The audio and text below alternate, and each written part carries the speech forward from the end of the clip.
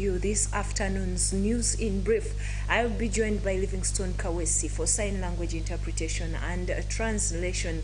So stay tuned as we bring you the latest on the international scene.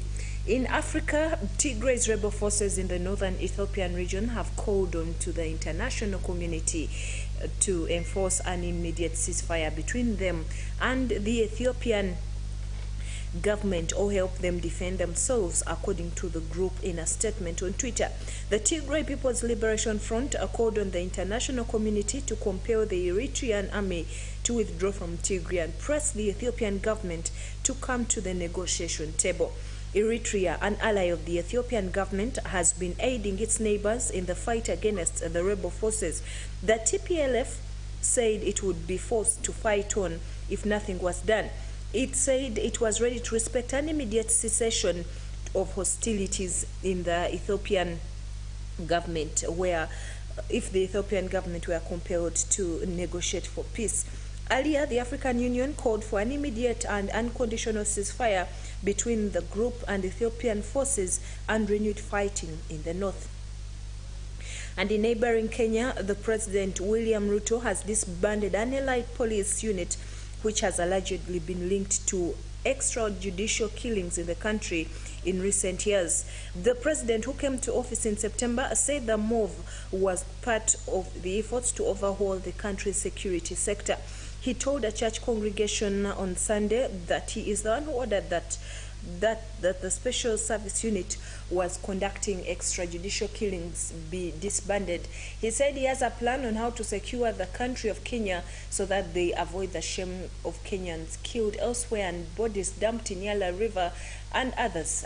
He said that they are going to change this country for the better. Kenya's Daily Nation newspaper said an investigation report on the disappearance of 2 Indian nationals and their local taxi driver precipitated the disbandment of the unit. And in Kenya, Rwandan troops deployed to help fight insurgents in the northern Mozambique say they have discovered a stockpile of weapons and ammunition hidden by jihadists. The Rwanda Defense Force, the RDF, posted a tweet with pictures of weapons and ammunition which it said jihadists had hidden in Bao in Mosimboa, the Parea district. Rwandan security forces in Mozambique discovered a stockpile of weapons and ammunition hidden by Ansar al-Sunnah terrorists. Elsewhere in the world, 4 prisoners have died and 61 been injured following a major fire at Iran's notorious Evin prison, according to an Iranian state news agency. Sources inside the prison, which is known for housing political prisoners, have told the press the number of casualties is higher. Videos shared online showed flames and smoke at the site in Tehran, and gunshots and explosions could be heard. The fire followed weeks of anti-government protests across Iran. Hundreds of those taking part in protests have been sent to Evin prison, and it is not known whether the situation at the jail is linked to the demonstrations. In Asia, a Hong Kong pro-democracy protester was pulled into Chinese consulate grounds in Manchester on Sunday and beaten up. Unidentified men came out of the consulate and forced a man inside the compound before he escaped with the help of police and other demonstrators. The protester told the press that they dragged him inside and beat him up. A consulate spokesperson said protesters had displayed an insulting portrait of China's president. The Foreign Office said it was urgently seeking clarity on the incident.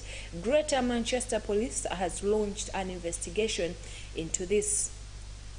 And on the war in Ukraine and Russia, Russia has hit the Ukrainian capital Kyiv with a wave of Iranian-made kamikaze drones, killing at least 1 person, according to Mayor Vitaly Klitschko.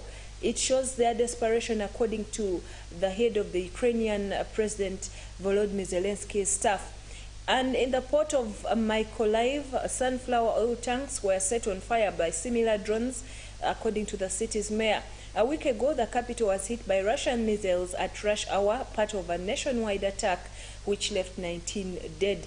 A Ukrainian Air Force official said all the drones had flown into the country from the south.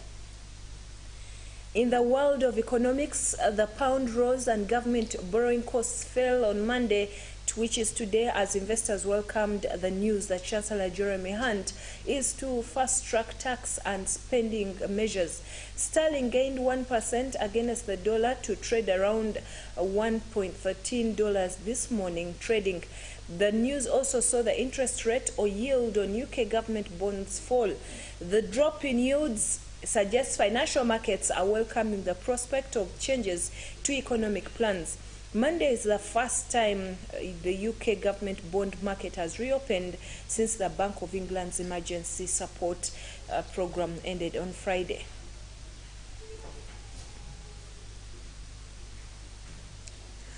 Well, that brings us to the end of this afternoon's News in Brief. Thank you for tuning in to Channel 44. Pastor Jessica Kayanja is coming on with the Marriage Now program. She's been preaching greatly on the glory of God. Please stay tuned and see how the Holy Spirit ministers to you this afternoon at exactly 1 p.m.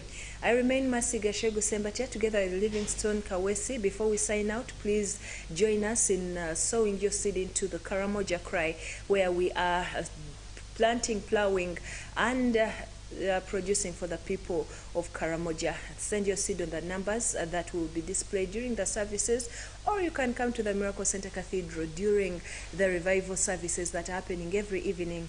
You will be tremendously blessed. God bless you. Enjoy your afternoon.